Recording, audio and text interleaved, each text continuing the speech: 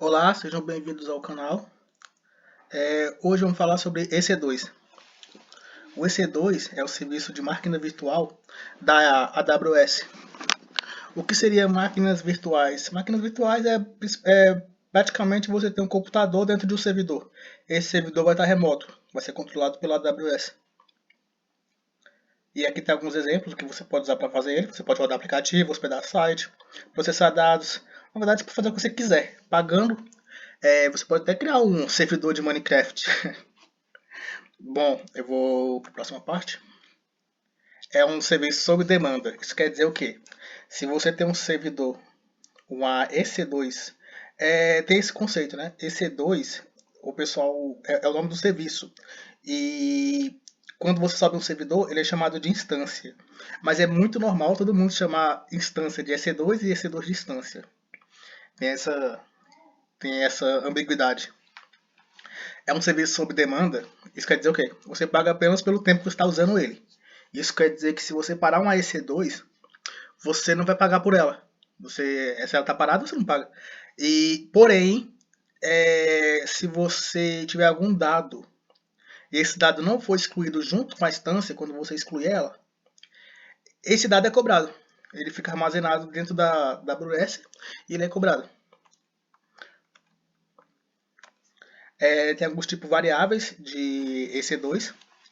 Isso aqui pode cair, acho que na Practitioner, não me recordo bem, mas é bom saber. Maioria das vezes, quando você fazer seus projetos pessoais, usar o nível gratuito e essas coisas, vai usar a família T, que é a de baixo custo. A T2 micro, a T3 micro. Essas daí estão até no nível gratuito, o free tier. E a M ele é uso de memória, ele é otimizador de memória. A C é o computação. A R é memória de uso intensivo. A G trabalha com GPU, isso é placa de vídeo. Você vai renderizar alguma coisa. Tem a H, a D e a I, que são armazenamento intensivo. Acho que elas são as mais caras também. Mas é bom saber, mas é bem intuitivo. M, memória, C, computação, G, gráfico. E T, não sei, uso geral. Elas são redimensionáveis. Isso quer dizer o quê? Que você pode aumentar a instância. Você pode trocar o tipo dela se você quiser futuramente. Não é o melhor caso de uso ficar trocando o tipo da instância. É melhor você aumentar o número de instâncias, o que é chamado de escalonamento horizontal. E esse é o modelo mais adotado. É o modelo que o Autoscale usa, que é uma ferramenta de automação da AWS, para poder aumentar e diminuir o número de instâncias conforme a demanda. A EC2 é um serviço que tem muitos subserviços, como o Autoscale, o LB e outras coisas, mas eu quero fazer vídeo específico sobre eles, porque eles precisam ser detalhados mais um pouco, mas também não são tão difíceis de entender não, são coisas muito simples. Regiões de zona. As EC2 elas são a nível de zona, mas como eu falei, se você começar a escalonar ela de forma horizontal, criando múltiplas EC2, você pode pedir para o Autoscale criar um EC2 em cada região. Isso vai aumentar a disponibilidade. Se uma região cair, ele vai ter outra de failover. O sistema operacional, você pode rodar Linux, Windows, Ubuntu, Red Hat e o da Apple, o Apple S, eu esqueci o nome agora, eu não uso muito da Apple. Mas você pode usar ele também. Seria uma espécie de Macintosh. E você pode criar sua própria AMI. Você pode pegar uma AMI do Linux e customizar ela, colocar aplicativos pré-instalados. E toda vez que uma instância subir, ela já vai vir com esses aplicativos dentro dela. Ou você pode comprar uma AMI personalizada por terceiros, que ela é disponibilizada no AWS Marketplace. Aí vai dar sua segurança, porque não são imagens oficiais. Quando eu falo imagem, eu estou falando do sistema operacional. Aqui você tem algumas configurações básicas ao criar uma EC2. Claro que tem mais coisas, mas essas aqui eu acho que são as principais. Quando você cria a AMI, ou quando você cria uma EC2, você escolhe uma AMI, que eu falei, a imagem do sistema operacional. O tipo de instância, que tem aquela otimização para memória, para para GPU, para processador. E você escolhe um par de chaves se você for usar a SSH. O par de chaves não é obrigatório, é só nesse caso. Ele é muito simples, você baixa ele e acessa. E se for acessar a instância via SSH, você tem que utilizar esse par de chaves. Ele tem um formato PEM por padrão, mas tem outro formato também. Eu não lembro o outro agora, mas são esses dois formatos. Você tem configurações de rede, que você tem que colocar a EC2 dentro de uma VPC. A VPC é a rede virtual da AWS. Eu vou fazer um vídeo específico sobre, porque é algo bem complexo. Não é tão complexo, sim. Mas é algo que você precisa de um conhecimento a mais. Você precisa de um vídeo, uma coisa dedicada só para ele. E dentro da EC2, da rede virtual da AWS, você vai escolher uma subnet. Subnet é uma subrede. Quem já conhece de rede um pouco vai entender o que eu estou falando. Mas uma rede, você tem uma rede interna de uma empresa. Essa rede interna de uma empresa pode ser quebrada em subredes, ambientes com uma certa isolação um do outro, para garantir uma certa segurança. E no caso da AWS, é bom você colocar cada subrede uma AZ diferente. Pode colocar na mesma AZ? Pode, mas não é o. Mas se você quer alta disponibilidade, é recomendado isso. Deixa eu ver. Você pode definir um endereço IP público, se você quiser acessar ela via web, via IP, HTTPS, fazer alguma acessão site, alguma coisa. Porém, a AWS ela cobra pelo IPv4 público. Ele é sempre cobrado. Então, cuidado com isso, ele é cobrado. E você pode. Só que e tem outra coisa. Esse IP público, se você reiniciar a instância, ele muda. Então, é bom ter cuidado com isso também. Como é que eu faço para ter um IP fixo? Você pode usar um IP elástico, que apesar do nome ser IP elástico, isso é uma pegadinha também de prova da Practitioner, ele é um IP que que ele não muda, que ele é fixo. E esse IP ele pode ser trocado de uma instância para outra. Só que lembrando, se você criar um IP elástico, anexar uma instância e você excluir a instância, o IP não é excluído. O IP elástico continua lá. Então lembra de apagar ele, porque pode consumir e você receber um gasto no final. Eu conheço gente que recebeu $2.000 de gasto com o IP público, com o IP elástico, que também é um IP público. Você coloca ele também no grupo de segurança. O grupo de segurança ele é um dos firewalls da AWS e basicamente tem regra de entrada e regra de saída. Basicamente isso. Aqui tem um exemplo que eu coloquei a porta, ele permite. Deixa eu aqui o mouse. Ele permite a porta 22, que é a SSH, ou a 80 HTTP. Aí ele pode permitir entrada ou saída. Se for HTTP é bom saída, para você conseguir usar o IP público. E se for HTTP é entrada, porque você vai entrar na instância remotamente. E você também tem o armazenamento, que aí, como eu falei antes, se você excluir a instância, mas esquece de apagar o armazenamento, ele pode ser cobrado. Por padrão, o armazenamento padrão é o EBS. Eu vou fazer um vídeo sobre cada tipo de armazenamento. E são 4 tipos, se não me engano. É bem simples, não é muito difícil. E o EBS, ele acho que quando você cria uma instância, o volume EBS raiz, ele já vem com a opção marcada de excluir junto à instância assim que ela for excluída. Então, mas se você for criando outros volumes EBS, eles não vão ter essa opção marcada por padrão. Você tem que marcar ela.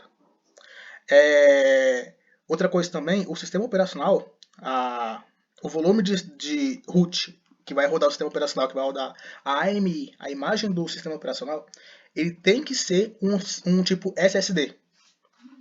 Aqui, por padrão, a gente tem o GP2 e o GP3, que são SSDs do EBS.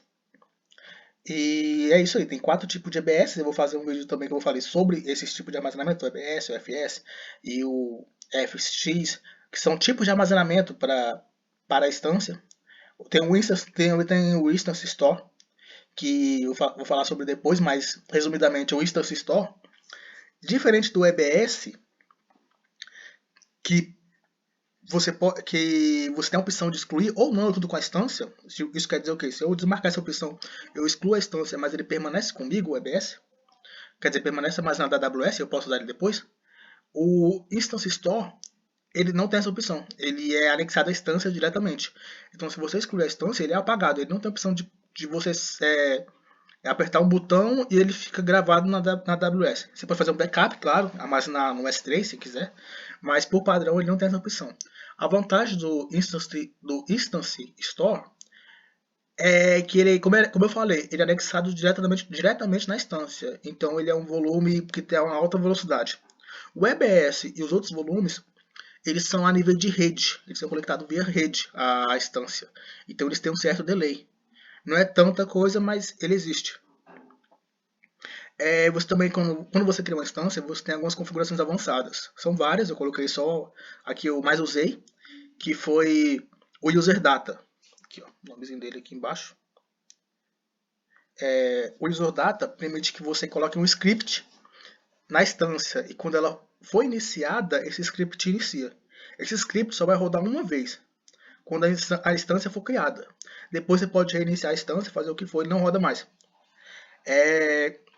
Esse script, um exemplo dele, você poderia baixar um HTTP, um Apache, um servidor Apache, e rodar uma, como é que se diz, rodar um site mesmo, rodar um site, uma página web, e acessar essa página web pelo endereço IP público dela. Aí essa é uma das funções. Você também tem o IAM Role, que como eu falei em outro vídeo, nunca coloque credenciais de usuário no código, e também nunca coloque credenciais de usuários dentro de um EC2. Se um EC2 precisar de acessar outro serviço, você vai usar uma role, uma função em português. Aqui um exemplo, aqui a EC2 quer acessar o S3 ou o CloudWatch. Se bem que o CloudWatch quer acessar o S3, né? Ou quer acessar a EC2, mas tudo bem. Se ele quer acessar a S3, o EC2, você vai criar uma role que vai dar essa permissão. Tem um monitoramento, que você usa o CloudWatch, que, se não me engano, eu acho que isso é até uma questão que pode cair na prova de arquiteto, talvez. Ele, por padrão, ele não monitora a memória RAM da EC2. Ele monitora tudo menos a memória RAM, se não me engano. E é basicamente isso. Vamos pro próximo. E aqui é a segurança no EC2. Aí eu vou acabar retornando coisas que já foram ditas. Usar a chave SSH para fazer login. Já falei sobre isso. Grupo de segurança para controlar o tráfego de rede. Também falei sobre isso. E a mRole, que controla a permissão de acesso a outros serviços da AWS, que eu também acabei de falar sobre isso. Aqui tem alguns casos de uso comum da EC2, hospedagem de site, aplicativos e aplicações web, ambiente de desenvolvimento e teste, aplicações de machine learning e big data, jogos online, back-end de aplicativos móveis, renderização. Sobre ambiente de desenvolvimento e teste, tem os tipos de EC2, eu fiz um vídeo específico sobre, eu vou falar depois qual usar. São os tipos de EC2 que você vai economizar para cada um desses, né? Cada um desses casos de uso. E como eu estava falando sobre os modelos de preço que vai economizar em cada um desses usos, que é o desenvolvimento, teste, machine learning, big data, é isso aqui, é o modelo de preço. O modelo padrão de preço da EC2 é o on demand, que você paga por hora fechada ou segundo de uso fechado. Isso quer dizer o quê? Se você usar 30 segundos, você vai pagar um segundo fechado. Se você consumir uma EC2 por meio segundo, ela é cobrada um segundo fechado. Se você consumir por um segundo e meio, é 2 segundos. O on demand é bom para aplicações de curto prazo. É o modelo mais caro, mas ele tem essa vantagem, mas ele é recomendado para aplicações de curto prazo. Um exemplo seria o ambiente de teste. E desenvolvimento também. Ambiente de teste e desenvolvimento. Aí você tem as instâncias reservadas. Nela você tem um contrato de 1 ou 3 anos que você se compromete. Não, você não se compromete não. Você tem 1 ou 3 anos e você ganha um desconto. Você vai ter uma instância para você durante 1 ou 3 anos, você vai pagar o preço desse 1 ano, desses 3 anos, com o valor de desconto. Esse daí é para longo prazo. Então ele é recomendado para ambiente de desenvolvimento, teste e ambiente de produção. Ele é recomendado para ambiente de produção. Você tem instância Sport, que ela é a mais barata de todas. Só que ela tem um porém. A AWS ela pode parar a tua instância quando ela quiser. É um modelo como fosse de leilão. Você ofereceu tanto pela instância. Se alguém oferecer mais, eles tomam a instância de você e você perde o que estiver rodando nela. Ela é muito recomendada para aplicações que são efêmeras ou assim, que podem ser paradas. Você está fazendo um processamento em lote, mas você pode parar esse processamento e continuar depois. Então, você pode usar ela. A AWS ela avisa faltando 2 minutos, o que não dá tempo de fazer nada. Então, assim, ela é um modelo muito bom, mas tem seus casos de uso. E o Saving Plans? O Saving Plans ele é muito igual a instância reservada, reserva de instances. Você tem um contrato de 1 ou 3 anos, com desconto, mas em vez de você alugar a instância, você se compromete a usar um poder computacional durante esse período. Um exemplo seria, eu me comprometo durante um ano usar de segunda a sexta, de segunda a sexta, 5 horas por dia de EC2. Você está se comprometendo a usar um poder computacional durante um período e vai receber um desconto em detrimento disso. Também é para casos bem específicos, mas é um modelo de longo prazo. E, enfim, EC2 é um assunto bem completo. Eu trouxe mais a base do que cada coisa. Eu vou fazer um vídeo sobre a LB, vou fazer um vídeo sobre, que é o Load Balance, vou fazer um vídeo sobre o Autoscaling. E os modelos de preço, que eu coloquei aqui por último, eu vou falar mais também depois, algum vídeo sobre. Por enquanto é só isso. Muito obrigado, se inscreva e até a próxima.